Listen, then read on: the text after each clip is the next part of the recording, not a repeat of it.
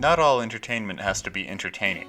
Ambient music can set the mood of a film without demanding your attention, decorative art does the same for a room, and rice does the same for your meal. Consumed individually, these things are pretty dull, but when parts of a bigger whole, they can be invaluable resources for artists to subtly nudge their work into perfection. So, why do Norwegians watch 10-hour ambient television programs of events and places shown in real time? Like, actually watch them.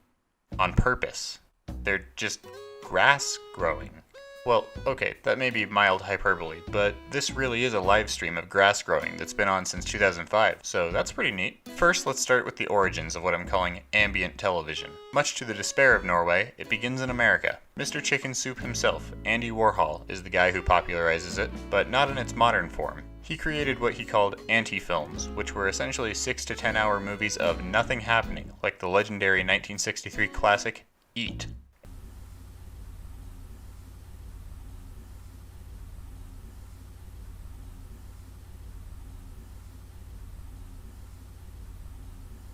And 1964's Sleep.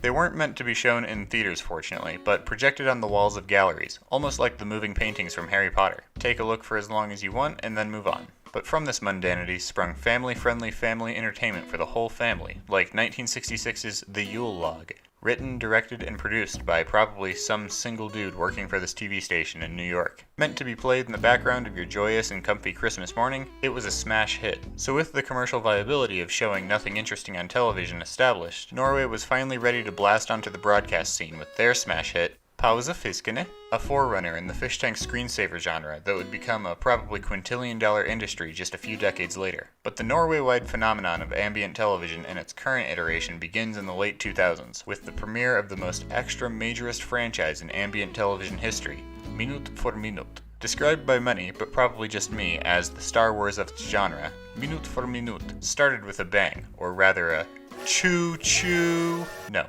that is a bad joke. But what you are seeing is the real-time footage of a train ride from Bergen to Oslo that captivated over 1.2 million Norwegians, 1/5 of the population, on November 27, 2009, kickstarting what would come to be known as slow television. That's the official name. Forget ambient television. It's called slow television.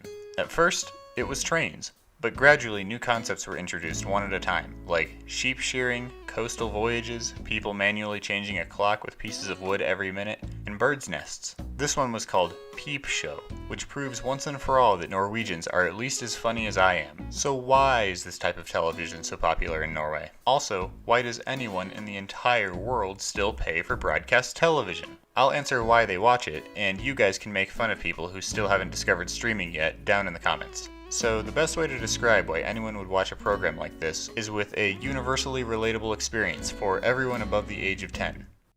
That's right, we've all watched this stupid frickin' crap and loved it. Its trance-inducing motion is hypnotic and meditative in a way that little else in life is, like a visual equivalent to white noise or whale sounds. When you give yourself up to the DVD logo gives back the void. This is the essence of slow television. There are probably as many ways to watch slow television as there are people in Norway, but often it seems to be left on as low-intensity ambience for the home, a sleep assistant, or even as lo-fi study beats to chill and relax to. But don't lie. If you were a young Norwegian boy named Magnus at your bestemor's house, you could have watched this for hours, waiting for the sandbakkelses to be ready. Whether you like to watch, listen, or occasionally glance, there is something poetic about slow television that makes it far from the worst thing you could put on. So, please enjoy this 1 minute of me putting music onto slow television. Goodbye.